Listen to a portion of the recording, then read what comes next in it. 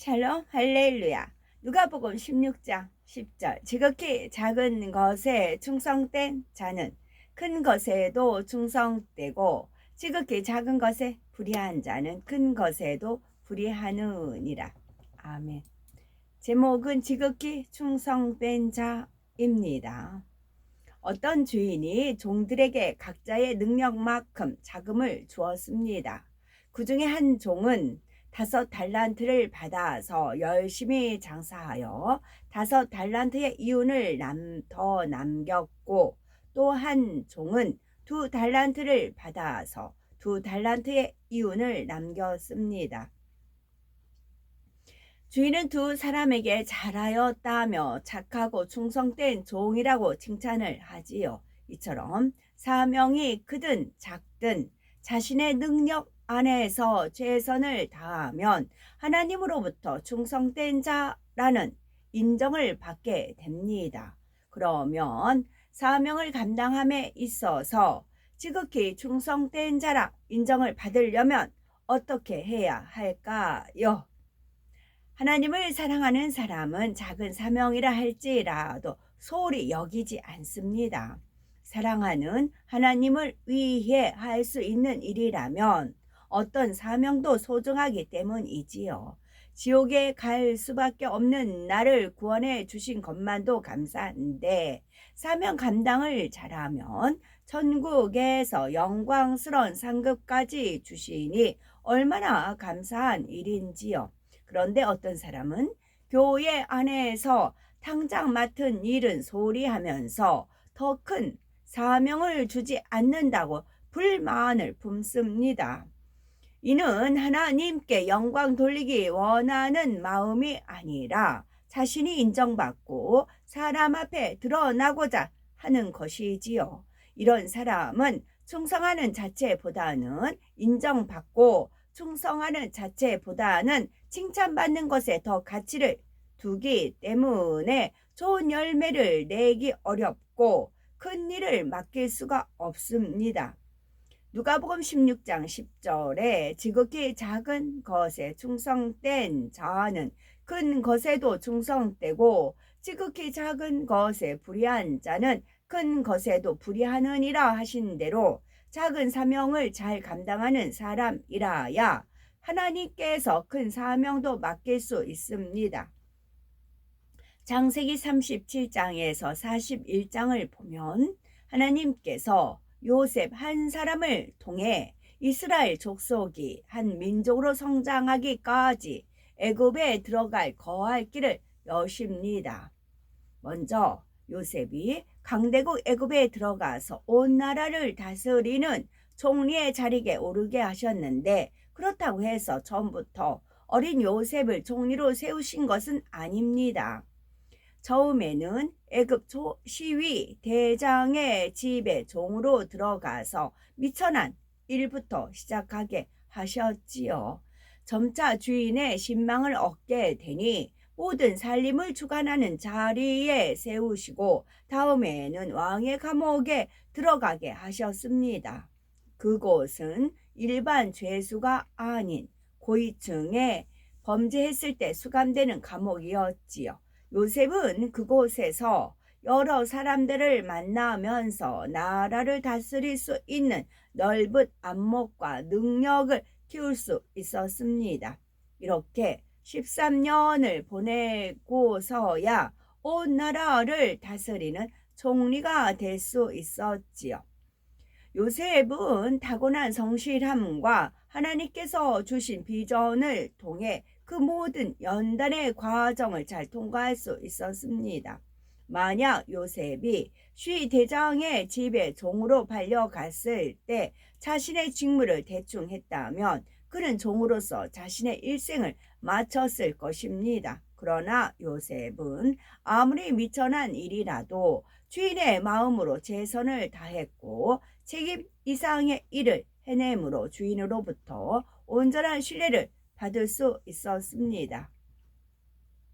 요셉은 더 높은 직분을 맡게 된 후에도 사심과 들램이 없었으며 어찌하면 주인에게 유익을 줄까 하는 마음으로 온 집안을 최선을 다해 돌아보았지요. 작은 일에서부터 큰 일까지 충성을 다하였기에 결국 나라 전체를 맡아서도 잘 다스릴 수 있는 능력을 소유하게 되었던 것입니다. 지극히 작은 두 번째는 악은 모든 모양이라도 벗어버려야 합니다. 사명을 귀히 여기는 사람은 어찌하면 이를 잘 감당할까 하는 마음으로 온갖 노력을 합니다. 영혼들이 시험 혼란을 당하는 것을 보면 원수 마귀 사단을 물려쳐 주고 싶고, 믿음을 갖지 못하는 영혼들을 보면 영적인 믿음을 갖도록 도와주고 싶은 마음이 간절하지요. 그러나 아무리 애쓰고 힘써도 자신의 능력만으로는 잘 되지 않을 때 한계를 느낍니다. 하나님의 나라는 사람의 능력과 사람의 지혜로 이룰 수 있는 것이 아닙니다. 오직 하나님께서 주시는 지혜와 하나님께서 주시는 능력을 받아서 영으로 이루어야 합니다. 그렇지 못할 때는 열심히 최선을 다해 충성하고 상대를 섬기는 것 같아도 원하는 열매를 낼 수 없습니다. 육적인 사랑을 베푼다 해서 영혼들이 힘을 얻는 것이 아니라 성령의 주관을 쫓아 행할 때라야 영혼들이 새 힘을 얻어 충만할 수가 있는 것입니다. 인간적인 생각과 인간적인 방법으로 신방하면 변화되지 않으나 성령의 음성을 듣고 신방을 하면 마치 가려운 곳을 긁어주듯이 정확하게 영혼들의 문제를 해결해 줄 수가 있고 은혜 받고 마음문을 열게 할 수도 있지요. 그러니 자신의 방법과 능력에는 한계가 있음을 깨닫는 동시에 하나님의 능력을 받아야 한다는 간절한 소망이 생기는 것입니다.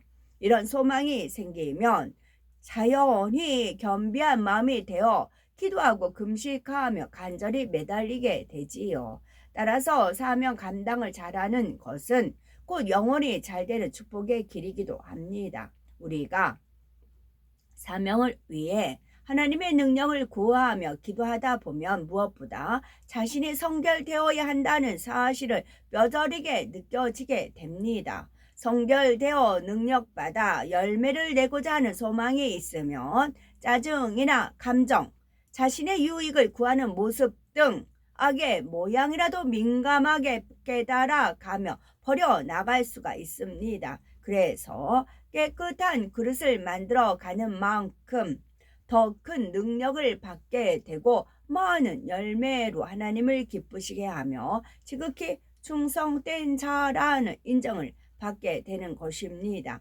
셋째, 주님의 심장으로 영혼들을 사랑할 수 있어야 합니다.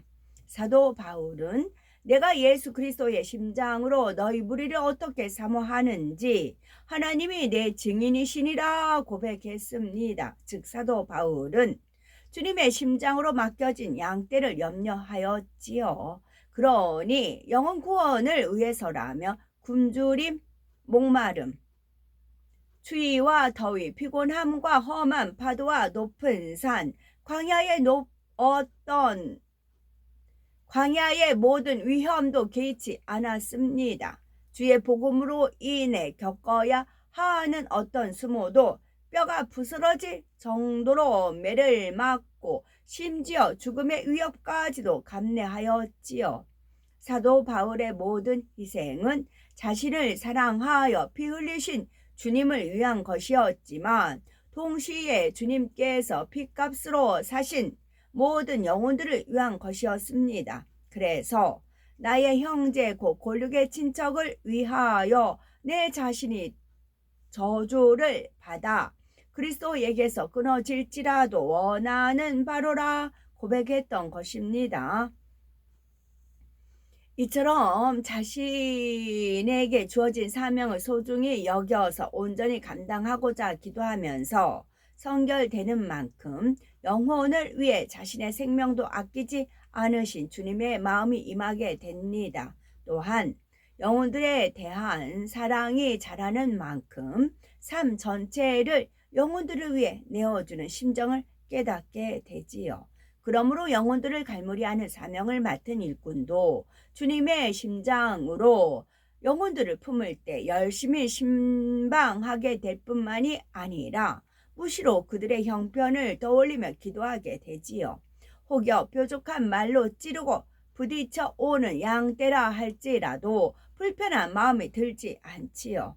소중한 주님의 양떼이니 그들 모두 자신의 소중한 기업으로 여겨져 사랑이 갈 뿐입니다. 아기가 짜증을 내어도 어머니는 좋은 것을 주듯이 칼무리하는 영혼을 평가할 수만 있다면 무조건 섬겨주고 상대의 유익을 구해주게 되지요. 뿐만 아니라 어찌하면 그 영혼이 잘 될 수 있을까 하여 영육간에 희생하는 것을 마다하지 않습니다. 영혼들이 범죄하여 시험환란을 당할 때면 자신이 더 애통하며 부르짖어 기도하게 됩니다. 맡은 양떼의 문제를 위해 늘 기도해 주고 양떼의 믿음이 성장할 수 있도록 간구하며 내 자녀나 가족 이상으로 사랑하고 섬기는 것이지요.